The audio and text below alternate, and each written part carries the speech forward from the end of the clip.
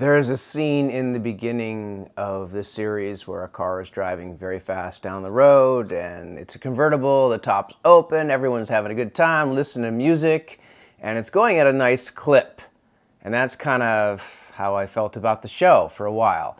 But like the car analogy, it's sort of, I mean, not in the show, but I feel like it's like a car that kind of is starting like that, and then when you're getting towards the destination, it kind of sputters a little.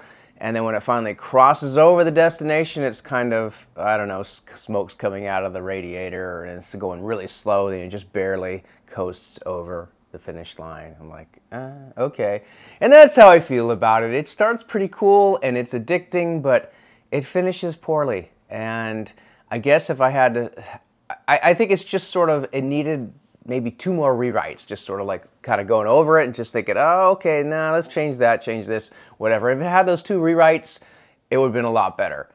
Without that, it's sort of like, So, do I regret, am I glad I watched it? Yeah, actually, for the most part, I did enjoy it. And, you know, that's the thing about a vacation. It's like, even if the end of the vacation is poor, was the rest of the vacation worth it? So, although in entertainment, we kind of want to finish strong, always finish strong, and if you don't, then you put everything else at risk. So that, it hurt, I mean, but I'm still glad I watched it, but would I recommend it? It's only if someone's okay with the ending not being all that great. So there you go. And as far as why I did like it, it's very, you know, suspenseful and bingeable. I think it's hard to stop an episode without saying, okay, I need some, watch at least a little bit of the next episode, which usually turns into the whole episode. That's what binging's about.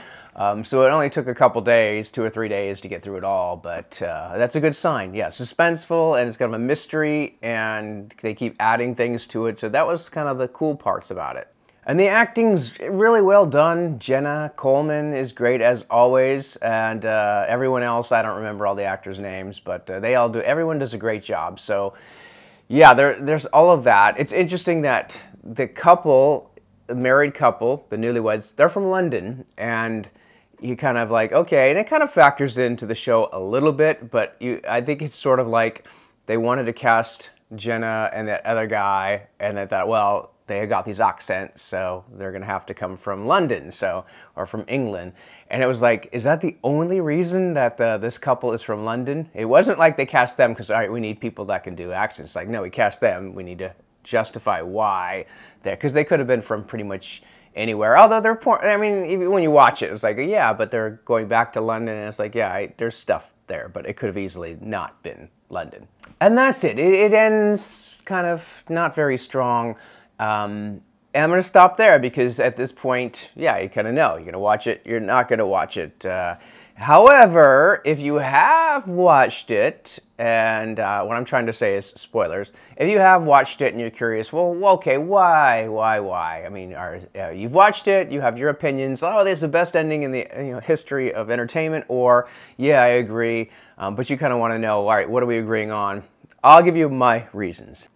First of all is the messy morality of murder. It's just sort of, when you have the protagonist literally getting away with murder, that can be problematic because it kind of suggests, like, sometimes in the end, murder is justified or necessary. And it's like, I don't know. I'm not sure about that. So it's sort of like conflicted. And there's a lot of moral issues. I mean, his cheating just constantly, and you know, I think we're all for forgiveness, but in something like that, it's just like, and it kind of shows, it almost says just forgiveness is bad because the person's going to do it again, but it's a case-by-case thing. I mean, you can still forgive and leave the person, which obviously she should have done.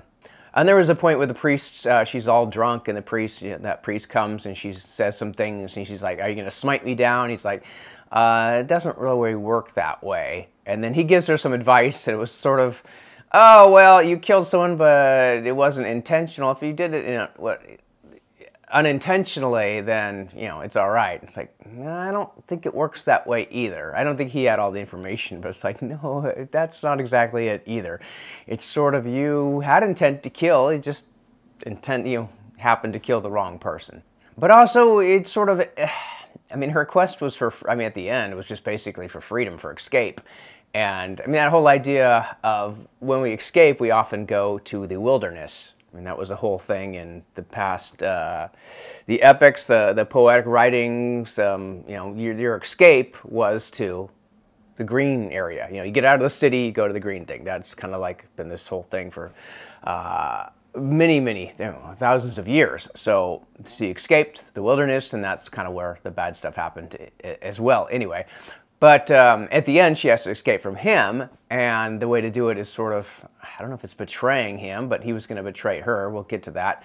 And she, you know, does all that, and he's in the courts. So what I'm trying to say is he's in the courts, and we don't know if he's going to be convicted or not, because it actually doesn't get to the conviction. So he's mentioning, I got the best lawyers money can buy. He didn't actually do it. So he may actually get out, you know, get acquitted for this. And he should. I mean, because he didn't do it. He's a bad person, yes, but I don't think people should go to murder if they didn't murder, even if they're bad people. So again, that morality thing. But the other thing is, there's cameras. I mean, that's what I was thinking even in the beginning, like, everywhere you go, in important places like, yeah, the gym, whatever, although, actually there's cameras going to the locker room, not in the locker room, good.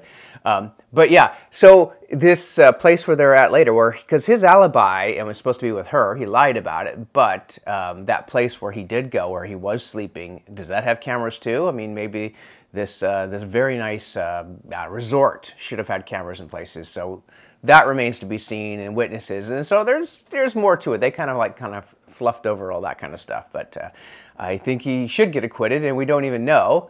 So is she really free? Could he come after her? Maybe. And the other issue is change, character arcs or changes. A dynamic character should kind of like start as one person, and throughout this journey they become like a different person. They've changed, they've grown, or they've kind of descended, or whatever. And in this one, I think Kara's the only one. I mean, it was too short anyway. She didn't have any sort of change. Garth is sort of, you don't really know who he is, but all of a sudden, oh, he's a sadistic, or just a murderer. It's like, where did that come from? You didn't really justify that. I mean, he kind of did seem a little off, but it's convenient where the person just happens to be dating a psychopath, you know, murderer that will take a gun to someone's head at the least provocation. Although, well, I mean, you could say he went there to scare him, but no, he's trying to choke her to death, so, and he's gotten pretty far. So, yeah, that was just sort of like, well, how convenient. You got a character that just flips and is willing to do that. Not that it can't happen, it's just when you don't really justify it, it's just sort of like, all right, I think you let it go. But then, well, you've also got Will, who, I mean, he was a jerk, but now at the end he's grabby and he's going to do all that stuff. And again, I don't know, maybe, but I just didn't really see it coming.